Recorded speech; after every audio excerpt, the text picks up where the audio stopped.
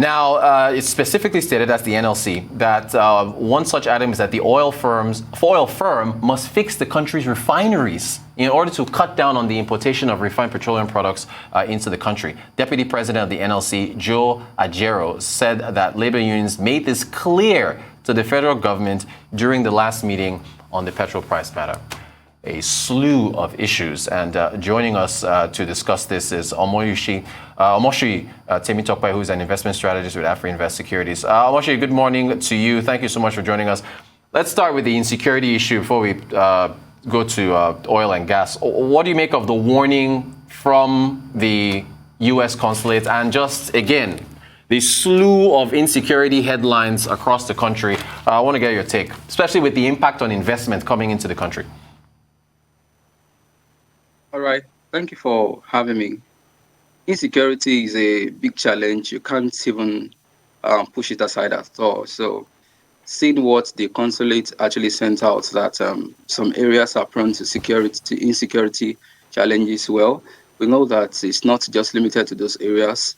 Other areas in the country are also prone to high level of insecurity at the moment. And I think it's a major challenge because if you look at it from household, last year, as a result of the COVID-19, restrictions were on movement.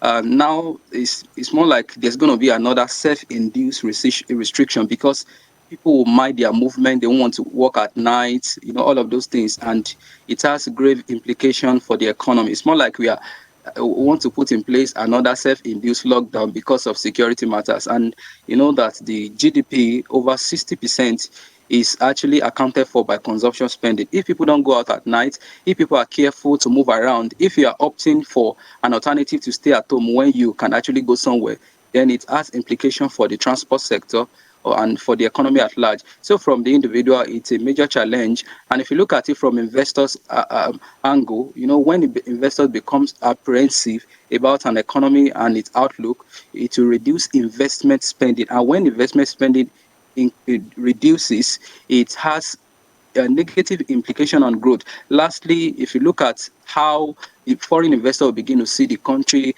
now more than ever, we need FDI. And FDI will not come to an environment that is actually grappling with insecurity. So I think across the board, across all economy agents, household, businesses, local businesses, and foreign investors, it's a major concern because no businesses can actually thrive in an environment that is not secured when security of your capital, especially fixed capital, is not guaranteed. Thank you for that.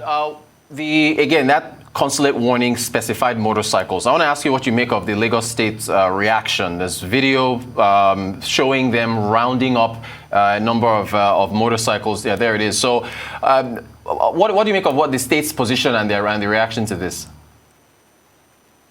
Well, I think it's just one of several ways to address the condition of insecurity in the state. We know that most people go into the motorcycle business because of maybe lack of alternative in other areas. And the business is actually in the informal sector. And that the informal sector accounts for a lot of our GDP. We understand that that channel is now used to perpetrate crime. So I think, in addition to the fact that the state is actually clamping down on motorcycle riders, I think we also have to be strategic. Sometimes we won't have to look at a one-way approach. Criminal elements are innovative. So regulation should also be innovative to capture all areas that might be used to perpetrate crime and worsen the insecurity condition in the country. They could go the route of using bus transport, but they are around this one chance and all that. They use bugs. They use public transport, not even bike now. So the security issue and strategy to managing it has to be quite inclusive. Though that's just a channel, but I think it should be broader than just rounding up motorbikes. Thank you for that. Okay, earlier this week we discussed, even yesterday, Mozambique indefinitely suspending its $20 billion LNG project because of insecurity. How do resource-based nations in Africa especially arrest this insecurity problem? Is it economic growth and job growth? Is that the only solution? What else can be used to address this? Well, insecurity in developing countries, especially Africa, is becoming an endemic in the system. And I think beyond just looking at economic growth factor, I think we also need jobs. For instance, last year the CBN tried as much as possible to dissuade the bank not to sack people, not to accentuate the projected unemployment level. But when NBS released the reports that was on Friday for banking sector, it was reported that the banking sector actually reduced its staff strength by 8%. And these were majorly contract staff, junior staff, and the other lower cadre. So what I'm saying in essence is that, there's this saying that the idle hand is the devil's workshop, right? So if you don't engage people, they perpetrate crime, and a lot of people will be able to use them to achieve their objective, whether it is supporting the society or it is malignant to the society. So I think developing countries that rely heavily on resources need to look at insecurity challenges. It has to be a holistic approach. There has to be cooperation across board among African countries, across those regions, West Africa, South Africa, and all of. So there has to be cooperation because this nation rely heavily on commodity export. For instance, Nigeria exporting is well over 80%, and our budget close to 50% is from oil returns. So, that's why in economics we talk about this term resource cost and Dutch disease. So Dutch disease is when you have, because of the discovery of major natural resources, other sector of the economy is going down. So economists will continue to agitate for a balanced growth. A balanced growth is when you use the resources from a viable and booming sector of your economy to develop other sectors. So while we are talking about putting in place refinery in the oil sector, we should also look at how to develop other sectors of the economy that are not currently thriving. Mining sector, we look at what is happening in the health, education, and other sectors that we know that are labor elastic. Thank you so much for that. To the NNPC, what do you make of that? This them reporting a zero contribution to FAAC for the month of May.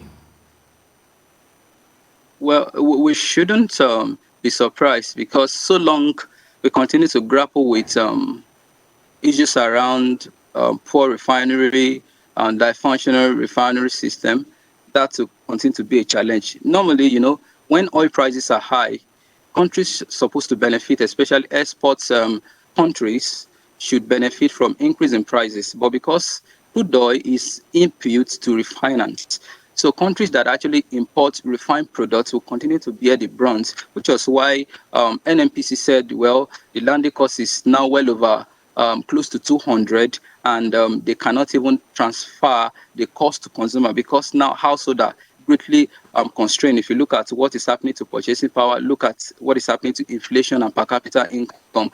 So labor union would not even want the government to pass this additional cost to them or to the consumer. So I think it's a major challenge. And if the refinery is not fixed, we'll continue to grapple with less optimal contribution of NNPC to the national purse.